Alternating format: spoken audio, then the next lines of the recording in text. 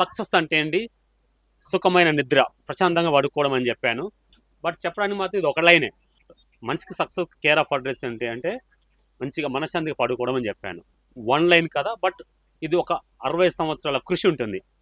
మనిషి కష్టపడి పనిచేయడం, డబ్బు సంపాదించడం, 10 మందికి ఉపయోగపడము, మనకంటూ ఒక పేరు చరిత్రలో నిలుపుకోవడం, ఇది సక్సెస్ కారణం.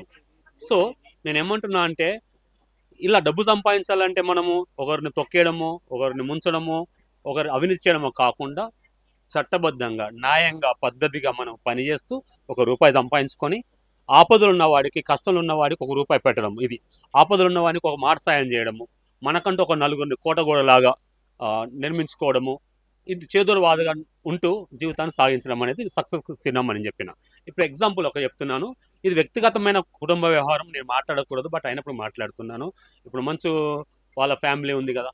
సో మోహన్ బాబు బాగా సంపాదించాడు, మంచి పేరు ప్రశ్నలు సంపాదించారు, పద్మ అవార్డు వచ్చింది, బట్ ఎవర్ గ్రీన్. సో ఆయనకు తిరిగిలేదు, సక్సెస్ఫుల్ మ్యాన్ అంటాను. బట్ నిద్రపోగలుగుతాడా?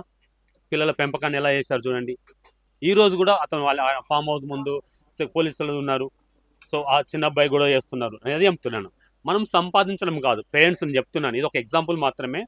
ముఖ్యంగా మీ పిల్లలను తీర్చిదిద్దడంలో మీదే బాధ్యత. డబ్బు సంపాదించడమే కేవలం ఇంపార్టెంట్ కాదు, పిల్లలు ఏం చేస్తున్నారు, వాళ్ళ అలవాట్లు ఎలా ఉన్నాయి, ఫ్యూచర్ డబ్బు ఇంపార్టెంట్ కాదు కదా. అలాగే పిల్లలు కూడా నేను చెప్తున్నా, మా నాన్న ఏం సంపాదించిన అట్లా కొట్టాడకండి. మనం ఈ దేశానికి ఏం చేశాము, మనం పేరెంట్స్కి ఏం ఇచ్చాము, ఏం తిరిగి ఇచ్చాము అనేది ఇంపార్టెంట్. గుర్తుపెట్టుకోండి, పిల్లలైనా పేరెంట్స్ అయినా మనం సమాజానికి ఏం తిరిగి ఇచ్చాము. నాకు మా నాయన ఆస్తి మంచి చేయలేదు, మా అన్నకి ఎక్కువ ఇచ్చిన, తమ్ముడికి అలా గొడవ చేయబడకండి. మంచి ఫ్యామిలీ లాగా వాళ్ళ యొక్క అలాంటి ఇజ్జత్ తీసుకునే పనులు చేయకూడదు. ఎస్పెషల్లీ మనీ, ఆస్తులు, అంతస్తులు ఇంపార్టెంట్ కాదు, మనం ఎలా బతికాము, మనం చూసి ఎలా నేర్చుకున్నాము అనేది చాలా ఇంపార్టెంట్ ఉంది. ఈ యొక్క చిన్న ఇన్సిడెంట్ అని చెప్తున్నా, ఓన్లీ చిన్న ఇన్సిడెంట్. ఇప్పుడు మోహన్ బాబు వారికి అంత పెద్ద గౌరవం పోయింది కదా. సో అదే అంటున్నా, money is an ultimate formula, money అనేది కాదు. ఎస్, మంచు గారి వాళ్ళ పిల్లలకి నేను అదే చెప్తున్నా. మంచు మనోజ్కి, తర్వాత పాపం ఆమె వాళ్ళ కూతురి యొక్క ఇన్వాల్వ్మెంట్ పెద్దగా ఏం లేదు, బట్ వాళ్ళ మంచు మనోజ్ వాళ్ళ ఎస్ విష్ణు. ఓకే, మీరు కొట్లాడుకోకుండా మీ నాన్న యొక్క ఇజ్జత్ చేయొద్దు. ఒక ఎకరం తక్కువ ఎక్కువ, ఒక రూపాయి తక్కువ ఎక్కువ మీరు రాజీ పడండి. ఓకే, మీరు మంచి మంచి సినిమాలు తీయాలా, సమాజానికి పనికొచ్చే సినిమాలు తీయాలా, మేము చూసాలా, మీకు డబ్బులు రావాలని అదే కోరుకుంటున్నాను.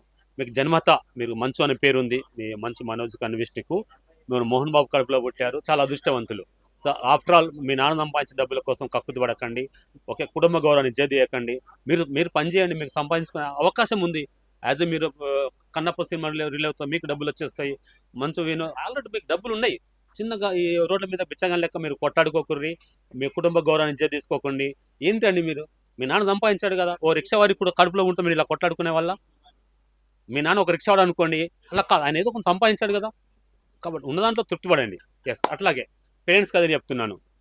అంత మంచు మోహన్ బాబు గారే అంత సంపాదించినప్పుడు, అతనికి సుఖమైన నిద్ర లేదు, అతనికి మనశ్శాంతి లేనప్పుడు మనం ఎంత ఆలోచించండి. సో పిల్లల పెంపకాన్ని మీరు చాలా జాగ్రత్తగా చూసుకోండి. మనం దేశానికి ఏమి ఇచ్చాము, మన పిల్లలు సమాజానికి ఉపయోగపడుతున్నా లేదా, మనీనే ఇంపార్టెంట్ కాకండి. ఓకేనా, ఇది ఎగ్జాంపుల్గా తీసుకోండి. ఓకేనా,